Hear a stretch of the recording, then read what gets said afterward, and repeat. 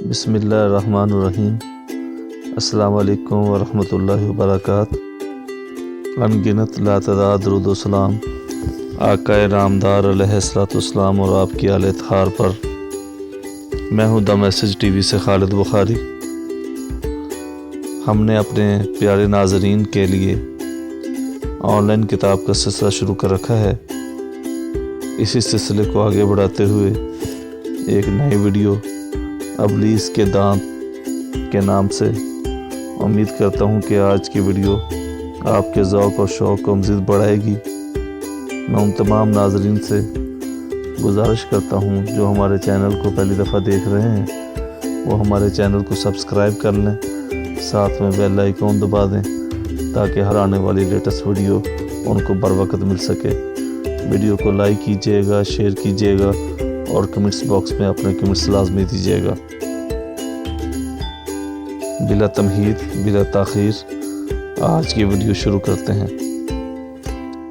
اسی روز حرم سے باہر نکل کر میں نے قدرت اللہ شہاب سے پوچھا، یہ گنگا جمنی توجہ کیا چیز ہے؟ انہوں نے حیرت سے میری طرف دیکھا، پھر پوچھا گنگا جمنی، یہ بیک وقت دو طرف توجہ بانٹنے کا مسئلہ کیا ہے؟ میں نے دوبارہ ان سے پوچھا۔ وہ بولے، کون بانٹتا ہے توجہ؟ میں نے کہا، اللہ کے بندے۔ اللہ کے بندوں کا بھید کسی نے نہیں جانا، قدرت اللہ شہاب نے جواب دیا۔ کہتے ہیں مولا علی علیہ السلام گھوڑے پر چڑھتے چڑھتے 1,00,000 مرتبہ درود شریف کا ورد کر لیا کرتے تھے۔ ان پرسرار بندوں کا بھید کوئی نہیں جان سکا۔ حرم شریف میں بیٹھے ہوئے زائرین کی توجہ کیوں بھٹکتی ہے؟ میں نے پوچھا۔ صرف ان کی توجہ بھٹکتی ہے جن کے بارے میں اندیشہ ہوتا ہے، جن کے دھیان میں اثر ہوتا ہے۔ اندیشہ کسے ہوتا ہے؟ اس سے جس کے یہ فرض ہے کہ جہاں پہنچنے کا خطرہ ہو وہاں راہ میں رکاوٹیں کھڑی کر دی جائیں۔ وہ کون ہے؟ میں نے پوچھا۔ انہوں نے جواب دیا، ابلیس۔ میں نے دہرایا، ابلیس؟ وہ بڑا مستعد کارکن ہے، اللہ کا حکم بجا لانے کے لیے بڑی جان مارتا ہے۔ تو شیطان یہاں بھی موجود ہے کیا؟ یہاں تو خود ابلیس موجود ہوتا ہے۔ وہ کیوں؟ یہ مقام بڑا خطرے کا مقام ہے، جہاں حجاب و قبول کے دروازے کھلتے ہیں۔ یہاں گزشتہ گناہ شمار میں نہیں آتے۔ یہ گنہگاروں کی جنت ہے۔ یہاں قدم اٹھانے اور پہنچنے کے درمیان زیادہ فاصلہ نہیں، لہٰذا زائرین کو ورگلانا بے حد ضروری ہے۔ اس وقت ہم دونوں واپس ہوٹل کی طرف جا رہے تھے۔ آئیے آپ کو دوسرے راستے سے ہوٹل لے جائیں کہ آپ خود دیکھ لیں گے۔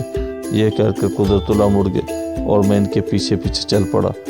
چند قدموں کے بعد ایک بازار آ پہنچے۔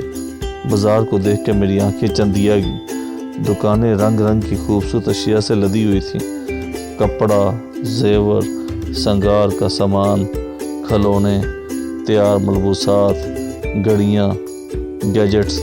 وہاں ہر وہ امپورٹڈ چیز موجود تھی جسے خریدنے کی میری ہمیشہ سے خواہش رہی تھی۔ وہ تنگ بازار کھچا کھچ زائرین سے بھرا ہوا تھا۔ لوگ درا در چیزیں خریدنے میں مصروف تھے۔ اس گہما گہمی اور افراد کو دیکھ کر میری آنکھیں پھٹ گئیں۔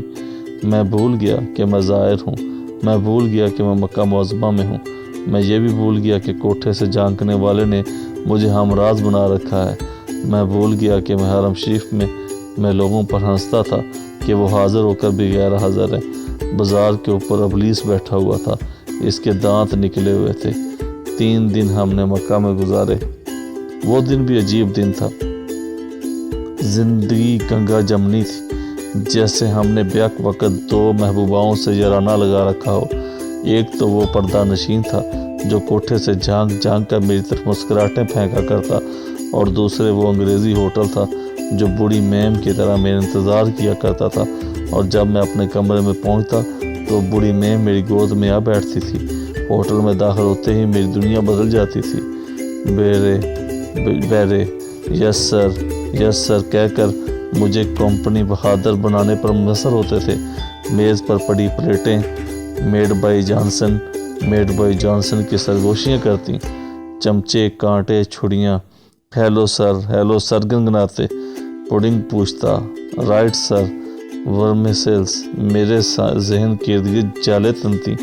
باہر برآمدے میں بوڑھی میمیں میرے رکھ رکھاؤ سے میری طرف دیکھتی، پھر لفٹ پر کھڑا وردی میں ملبوس ٹوپی اتار کر مجھے سلام کرتا، حتیٰ کہ مجھے محسوس ہوتا کہ میں لندن میں کسی جگہ پکنک کرنے آیا ہوں۔ کمرے میں پہنچتا تو بڑے بڑے بیڈ، موٹے موٹے پائیدار صوفے، صحیح وضع کی کرسیاں، سب مجھے ویلکم کرتے، اور پھر وہ ہوٹل کی شوخ لیکن معتدل میم آ کر بے تکلفانہ میری گود میں بیٹھ جاتی اور کہتی کہ پھر مجھے یاد آتا کہ قدرت اللہ کہا کرتے ہیں، کیا فرق پڑتا ہے قدرت کس قدر بے خبر ہے۔ صبح جب قدرت مجھے جگانے کے لیے فجر کی نماز کا وقت آتے تو مجھے بڑا غصہ آتا، بلکہ ایسے ہی جیسے سکہ بند انگریز کو غصہ آیا کرتا تھا جب بردلی سے نامناسب وقت پر جگا دیتا تھا۔ آج کا انگریز نہیں بلکہ اس زمانے کا انگریز، جب امپائر پر سورج کبھی غروب نہیں ہوتا تھا۔ ہم تینوں صبح سویرے 4 بجے حرم شریف پہنچ جاتے، نماز کے بعد ہوٹل میں بریک فاسٹ کرتے، پھر ظہر کی نماز کے لیے حرم پہنچتے، پھر دوپہر کو ہوٹل میں آ کر لنچ کرتے، شام کو عصر کے لیے پھر حرم جاتے اور عشاء کے بعد واپس آتے۔ ہوٹل سے نکل کر حرم کو جاتے تو ایسے لگتا جیسے فقیر بھیک مانگنے نکلے ہوں۔ حرم سے واپس آ کر ہوٹل میں داخل ہوتے تو ایسا لگتا جیسے لارڈ کلایو پکنک کر کے آئے ہوں۔ ہاں، وہ زندگی عجیب زندگی تھی، گویا ہماری میز پر شربت سندر اور کافی کے پیالے پڑے ہوئے تھے اور ہم باری باری ایک ایک گھونٹ شربت پیتے اور ایک ایک گھونٹ کافی۔ اس پر بھی قدرت کہتے تھے، کیا فرق پڑتا ہے۔ اسی طرح کی مزید بے شمار ویڈیوز کے لیے ہمارے چینل کو سبسکرائب کیجیے، ساتھ میں بیل آئیکن دبا لیں تاکہ ہر آنے والی لیٹسٹ ویڈیو کی نوٹیفیکیشن آپ کو بر وقت مل سکیں۔ ویڈیو کو لائک کیجیے، شیئر کیجیے اور کمنٹس باکس میں اپنے کمنٹس لازمی دیجیے۔ ہم ملیں گے ایک نئی ویڈیو انجانا کے ساتھ۔ امید کرتا ہوں کہ آپ کو ہماری کاوش پسند آئی ہوگی۔ ملتے ہیں ایک نئی ویڈیو انجانا کے ساتھ۔ فی امان اللہ، اللہ حافظ۔